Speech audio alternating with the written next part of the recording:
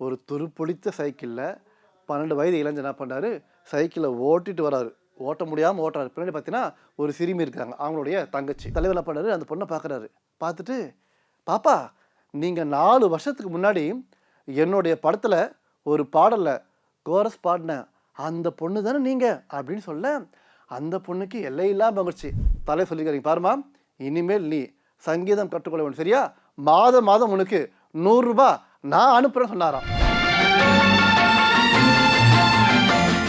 புரட்சி தலைவர் சிஎம் ஆன பிற்பாடு பார்த்தீங்கன்னா ஒரு முறை தஞ்சாவூருக்கு போகிறாரு. தலைவருக்கு உற்சாக வரவேற்பு. தஞ்சாவூர்லேருந்து திருச்சிக்கு போகணும்.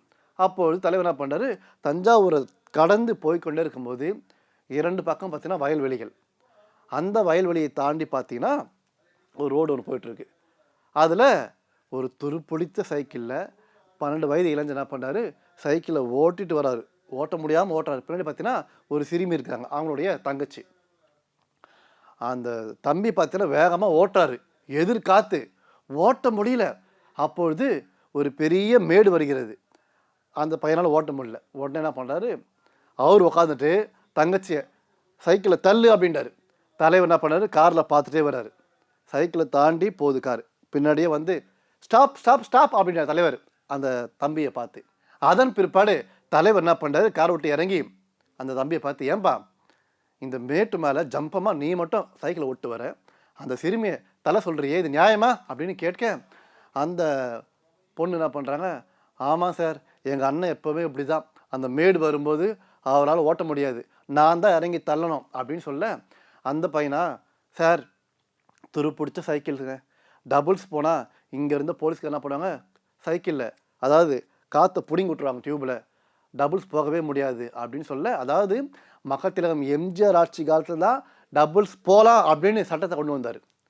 உடனே தலைவர் என்ன பண்ணுறாரு, அந்த பையனை பார்க்குறாரு, அந்த பொண்ணை பார்க்குறாரு. அவங்களுக்கு எல்லையில்லா மகிழ்ச்சி. ஏன்னா தலைவரோட முகம் சித்திரை மாதம் முழு நிலவு எப்படி பிரகாசமாக இருக்குமோ அதே மாதிரி இருக்குது. கையெடுத்து கும்பிட்றாங்க. உடனே தலைவர் என்ன பண்ணுறாரு, அந்த பொண்ணை பார்க்குறாரு. பார்த்துட்டு, பாப்பா நீங்கள் 4 வருஷத்துக்கு முன்னாடி என்னுடைய படத்தில் ஒரு பாடலில் கோரஸ் பாடின அந்த பொண்ணு தானே நீங்கள் அப்படின்னு சொல்ல, அந்த பொண்ணுக்கு எல்லையில்லா மகிழ்ச்சி. ஆமாம் சார் அப்படின்னு சொல்ல, சரி சரி நீங்கள் இப்பொழுது சங்கீதம் கற்றுக்கிறீங்களா அப்படின்னு சொல்ல, இல்லை சார் வசதி இல்லை அப்படின்னு சொல்ல, அதன் பிற்பாடு தலைவர் என்ன பண்ணுறாரு, சரி சரி உங்களுடைய விலாசத்தை கொடுன்னு சொல்லிட்டு விலாசத்தை வாங்கி வச்சுக்கிறாரு. உடனே டிரைவர் கூப்பிட்டீங்க பாருங்கள், அந்த பாப்பா கொண்டு போய் ஸ்கூலில் விட்டுவாங்க அப்படின்னாரு. காரில் கொண்டு போய் அந்த பாப்பா ஸ்கூலில் விட்டு வராங்க. தலைவர் என்ன பண்ணுறாரு, அந்த சிறுமியோட அண்ணன் கிட்ட தோல் மேலே கை போட்டு பேசிகிட்டே வர்றார் சைக்கிளில். இந்த விஷயம் பக்கத்தில் இருக்கிற கிராமங்களில் காட்டு தீ மாதிரி பரவ, அங்கே இருக்கிற மக்கள் குய்யோ முய்யோன்னு கத்தின்னு ஓடி திபு திபுன்னு வராங்க. எதற்காக, சிஎம்மை பார்க்க, தலைவரை பார்க்க. ஊர் ஜனமே திரண்டு வருது. தலைவரை பார்த்து அசந்து போகிறாங்க, பிரமிச்சு போகிறாங்க, கையெடுத்து கும்பிட்றாங்க. தலைவர் என்ன பண்ண, எல்லோரும் பார்த்துட்டு கையெடுத்து கும்பிட்டு போயிடுறாரு. அதன் பிற்பாடு பார்த்தீங்கன்னா மறுநாள் அந்த பொண்ணுக்கு, எந்த பொண்ணுக்கு, அந்த கோரஸ் பாடிய அந்த சிறுமிக்கு 100 ரூபாய் மணி ஆர்டர் வருது. தலை சொல்லிக்கிறீங்க, பாருமா இனிமேல் நீ சங்கீதம் கற்றுக்கொள்ள வேண்டும், சரியா? மாதம் மாதம் உனக்கு 100 ரூபாய் நான் அனுப்புகிறேன்னு சொன்னாராம். அதை பார்த்து அத்தனை பேரும் நெகிழ்ந்து போனார்களாம். 100 ரூபாய் என்பது அன்றைய காலகட்டத்தில் எத்தனையோ 100க்கு சமம். அதன் பிற்பாடு மக்கள் எம்ஜிஆர் என்ன பண்ணுறாரு, அந்த சிறுமிக்கு மாதம் மாதம் 100 ரூபாய் அனுப்புகிறாரு. எதற்காக, சங்கீதம் கற்றுக்கொள்வதற்காக. அந்த சிறுமிக்கு எல்லை இல்லாமல் முடிச்சு அவங்க என்ன பண்ணுறாங்க, முறையாக சங்கீதம் கற்றுக்கிறாங்க. தலைவர் பார்த்திங்கன்னா சின்ன வயசில் சங்கீதம் கற்றுக்கணும், பரதநாட்டியம் ஆடணும்னு ஆசைப்படுறாரு. கொஞ்சம் தான் கற்றுக்கினாரு. அதன் பிற்பாடு கற்றுக்கொள்ள முடியவில்லை, ஏனென்றால் போதிய வசதி இல்லை. அதே மாதிரி தலைவருக்கு பார்த்திங்கன்னா அந்த கோழிக்கறி குழம்பு, கருவாட்டு குழம்பு அவ்வளோ பிடிக்குமா, ஆனால் போதிய வருமானம் இல்லை. சின்ன வயசில் கஷ்டப்பட்டார்.